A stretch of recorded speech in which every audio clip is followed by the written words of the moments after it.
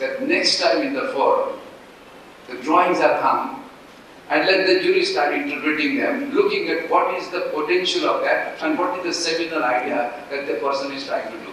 And didn't make sense to you, how could it change, whatever.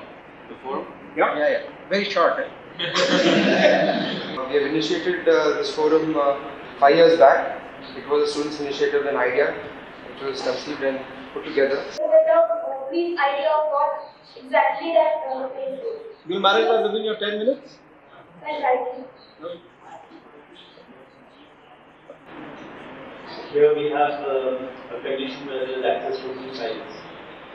And still we are trying to look at a pattern which is just put inside. I think sometimes we are forgetting about the sensitivity of the individual users. If this has to become a more positive front, then I have to present a positive front on the part. What's to happen?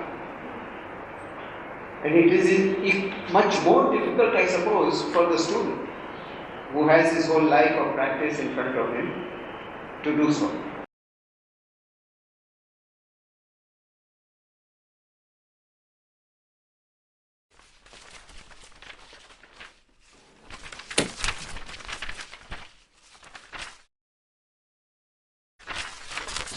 Every idea begins with a blank sheet. Sometimes it's not just an opening, but a quiet clearing of space where unfinished thoughts arrive, linger, and begin to take form. It starts as a trace and becomes a ground for dialogue.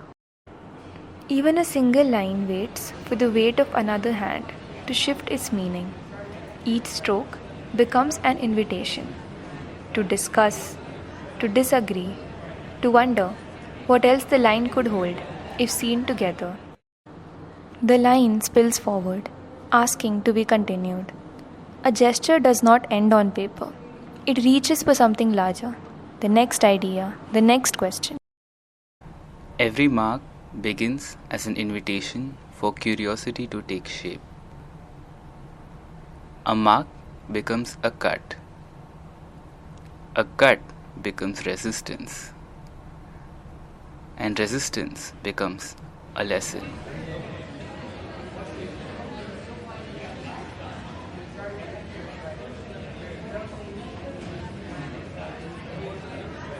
When those lessons start to gather on the table, work stops being an object and starts becoming a question, a dialogue between intention and discovery. Design decisions are rarely individual. Even the presence of another person or a chair across the table shifts how choices are made. And when those conversations spill out of the margins, something changes. Voices loosen, hierarchies fade, and ideas begin to move more freely, carried by the air rather than the walls. When there are no margins, what happens next?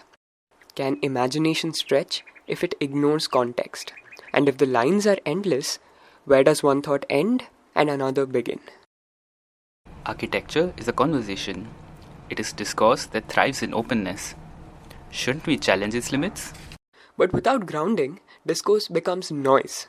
It is vital but messy. Can it truly advance architecture if it doesn't lead somewhere and if nothing resolves? Value isn't in resolution. The exchange of ideas, the debate between intention and imagination, isn't that where architecture lives? To explain is to expose. A finger circles a gesture, pauses at a detail, and in that act, the thought becomes shared, open, vulnerable to questions, to argument, to transformation. Shared ideas enter the room and are caught by hands and minds. In the back row, opinions emerge spontaneously, calling for attention, sketching themselves into the unfolding conversation. These conversations spill into corridors, in passing words or in argument that dissolves into more argument. The strongest ideas arrive unannounced. Someone has to question them. Yes, I agree, but otherwise... Is that even productive? By the extremes, focus on the in-between.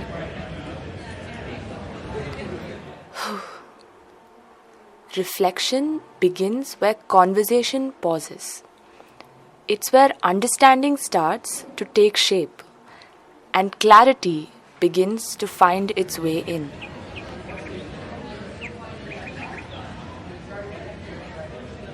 In circles, hierarchy dissolves. The drawing sits at the center, and voices orbit around it. What emerges is not a solution, but a shared inquiry. What begins as dialogue becomes the forum itself, a space built from listening, from difference, for intent. And when words subside, when pens lift off paper and boards are cleared, what remains is not emptiness, but readiness. The blank space waits for another question, another experiment, another unfinished thought.